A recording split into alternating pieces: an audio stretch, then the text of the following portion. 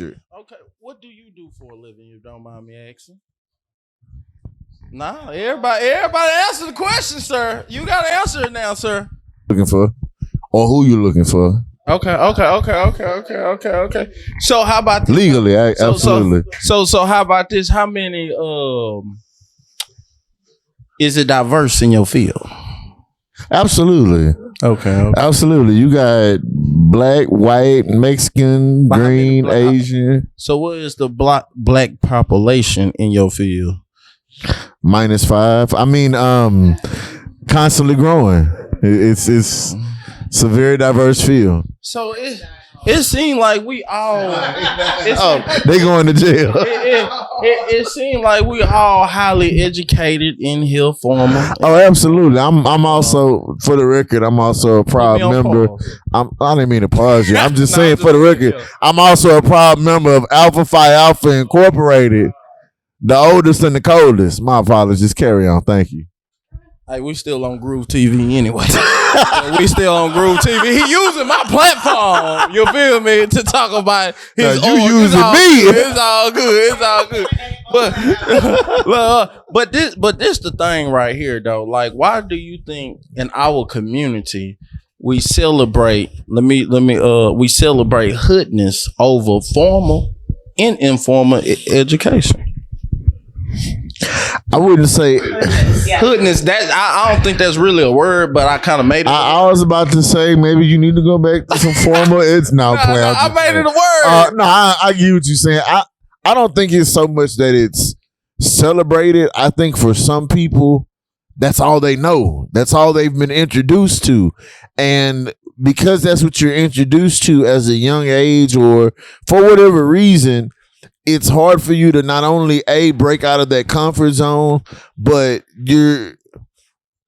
because it's all you know, you think that's the right way to do everything. You understand what I'm saying? Mm-hmm. I grew up in Acres Homes. I'm from Louisiana, but I grew up in Acres Homes. It was 4-4. Yeah, but I was also taught at an early age this I-45 in West Little York is not the end of the world. You understand what I'm saying? Once you leave about Acres Homes, you got other communities. Once you leave out of them communities, you got a larger city. Once you leave out of this city, you got states, countries, and everything else. So you have to be able to diversify yourself. On a real story, like I got taken to Africa when I was in the military.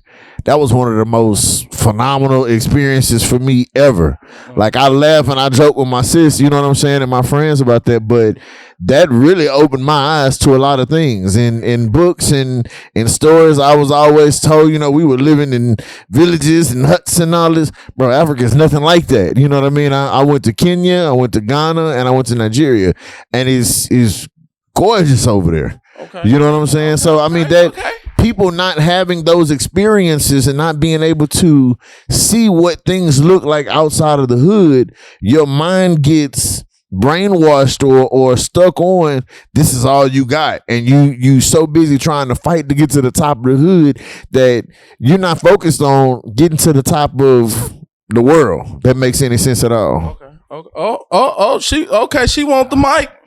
She want the mic. Let's go. Let's talk about it. Come on, people.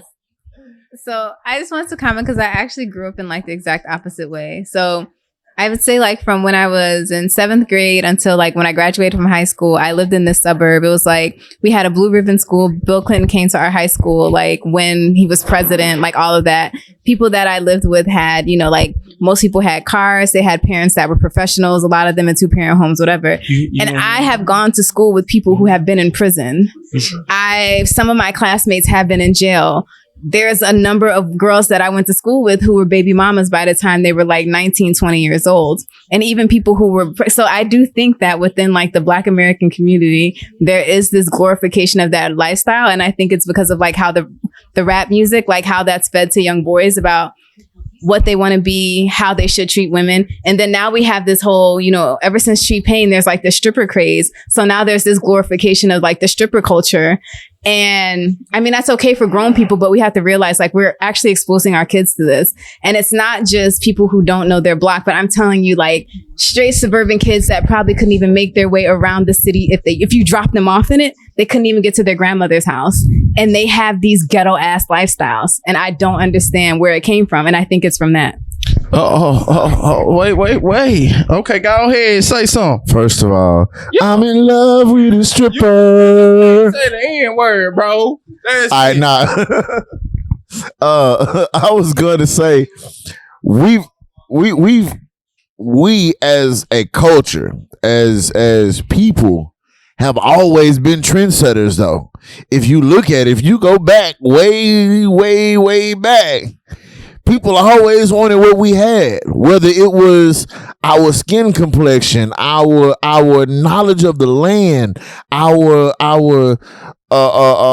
trademarks. You know what I'm saying? People always wanted to be like us. So of course, I absolutely agree with you. There was some double wide, as Gary Owens would say, people in my neighborhood that just really didn't belong. But guess what? They pants was sagging. They had the little double mint grill in their mouth, you know, talking about they Paul Wall son and stuff. You know, I get it. Trust me. But this is right.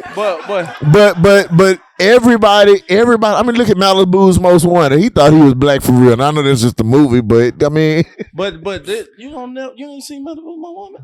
Google that, baby. So